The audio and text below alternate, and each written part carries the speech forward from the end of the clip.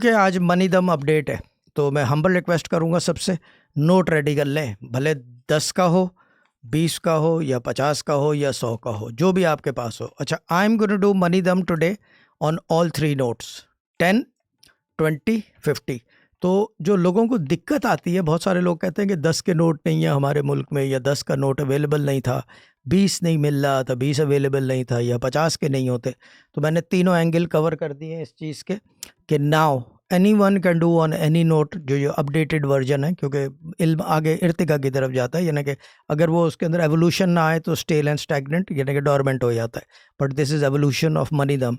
Now they can do it on any note, सिर्फ उनकी currency का नोट होना चाहिए। अगर वो दुबई में है दरम, अगर वो सऊदी अरब में है रियाल, यूएसए में dollar, pound in UK, and rupaya in Pakistan and India same, and taka in Bangladesh.